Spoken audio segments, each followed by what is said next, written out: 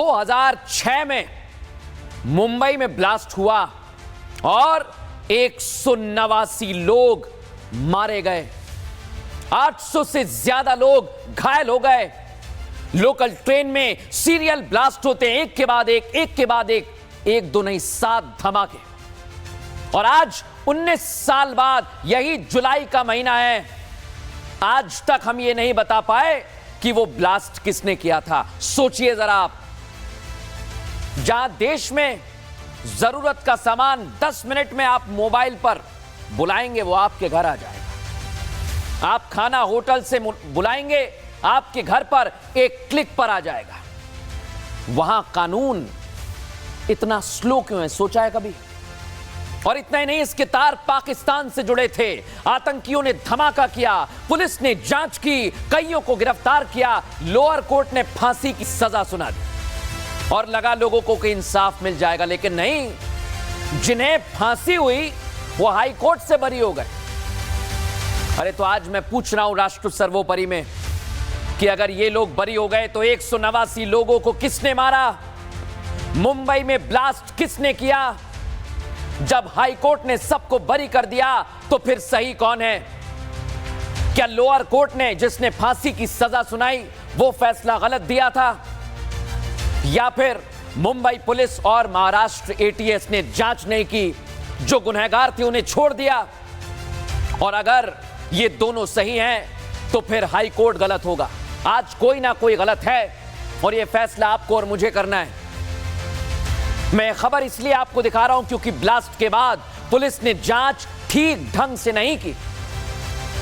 तो क्या तत्कालीन कांग्रेस सरकार ने दबाव बनाया था, इसलिए जांच नहीं हुई? क्योंकि कोर्ट ने तो कह दिया है कि मुंबई पुलिस और महाराष्ट्र एटीएस ने जांच नहीं की।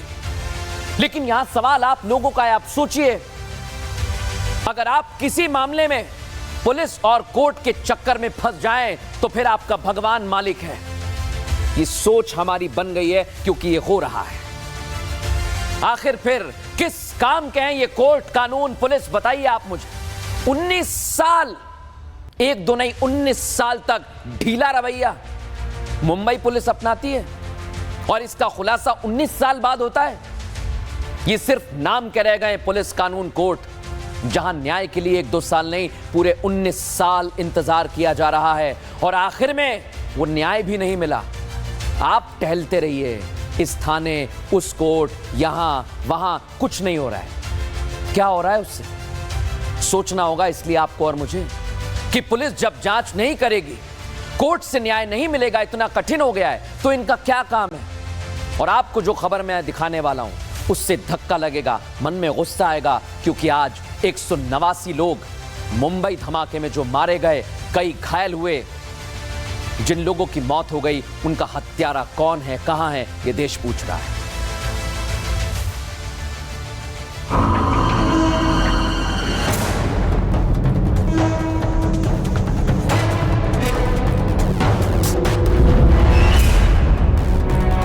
किसी भी अपराध के लिए देर से मिला न्याय अन्याय के बराबर होता है, क्योंकि आज 189 परिवारों के न्याय की उम्मीद एक बार फिर टूट गई है। बॉम्बे हाई कोर्ट ने 2006 में मुंबई के लोकल ट्रेन में हुए सीरियल ब्लास्ट के 12 दोषियों को बरी कर दिया है, जबकि लोअर कोर्ट ने इन्हीं 12 दोषियों में से 5 को फांसी, 7 को उम्र कैद की सजा सुनाई थी। अब सवाल ये कि लोअर कोर्ट सही था या फिर हाई कोर्ट सही है, और सबसे बड़ा सवाल तो ये कि आखिर क्या पुलिस की जांच रिपोर्ट ठीक नहीं थी, इसलिए मुंबई की लोकल ट्रेन में 189 लोगों को किसने मारा, ये आज तक पता नहीं चल पाया है।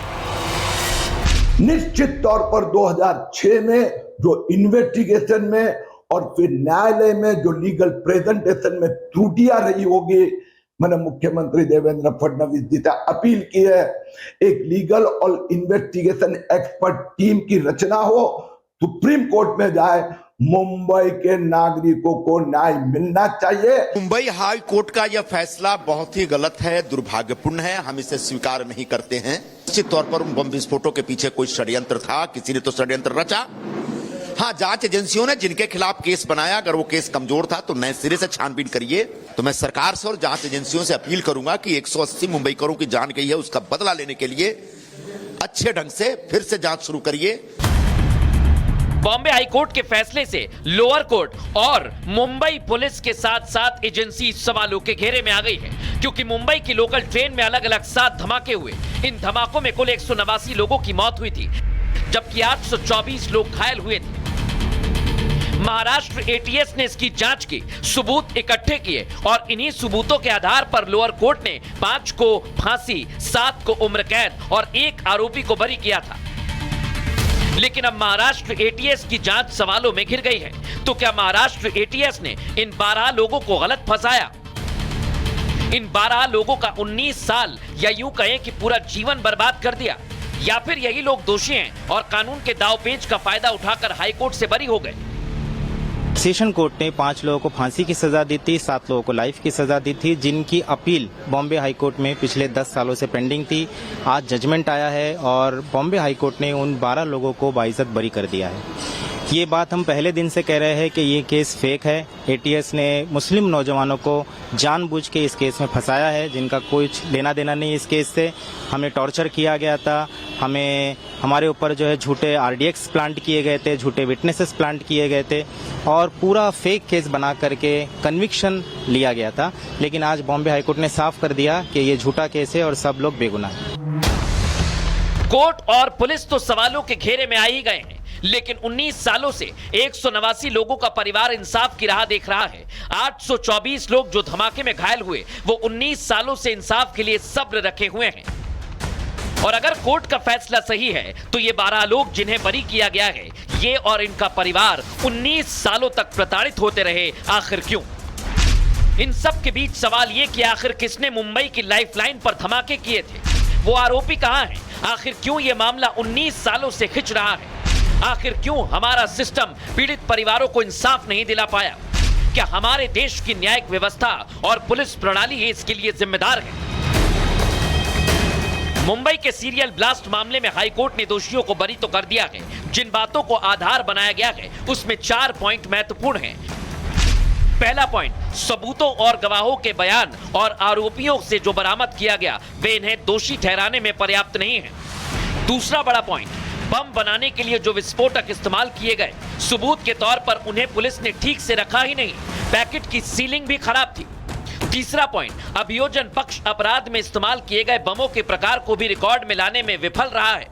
और चौथा पॉइंट सबसे महत्वपूर्ण है, आरोपियों के जो बयान लिए गए उन्हें देखकर लगता है कि ये जबरदस्ती और चोट पहुंचाकर रिकॉर्ड करवाए गए। हाईकोर्ट के फैसले के आधार पर ये चारों पॉइंट पुलिस पर सवाल खड़े करते हैं। मुंबई पुलिस सवालों के घेरे में आ जाती है और तत्कालीन कांग्रेस सरकार पर भी सवाल उठते हैं। मुंबई सीरियल ब्लास्ट ये कोई पहला केस नहीं जिसमें इतने सालों बाद भी दोषियों को सजा नहीं मिली है। हमारे देश में कुछ मामलों को छोड़ दिया जाए तो ज्यादातर मामले कोर्ट में लंबित हैं। इसकी एक सबसे बड़ी वजह कोर्ट पर मुकदमों का प्रेशर है। इसी के साथ साथ पुलिस की जांच भी सवालों के घेरे में है। तत्कालीन सरकार के समय क्या पुलिस ने ठीक तरह से जांच नहीं की? क्या एजेंसीज ने ठीक तरह से काम नहीं किया? इसी वजह से आज तक न्याय में देरी हो रही है। एक तरफ कोर्ट पर प्रेशर है, दूसरी तरफ पुलिस की जांच ठीक नहीं है और उधर आज भी पीड़ित परिवार न्याय को लेकर इंतजार में है। और इसलिए हम कह रहे हैं कि देरी से मिला न्याय अन्याय के बराबर ही होता है। क्या देश में हमारी पुलिस प्रणाली और न्यायिक प्रणाली को बदलने में समय लगेगा? अगर ये नहीं बदलेंगे तो राष्ट्र सर्वोपरि कैसे होगा?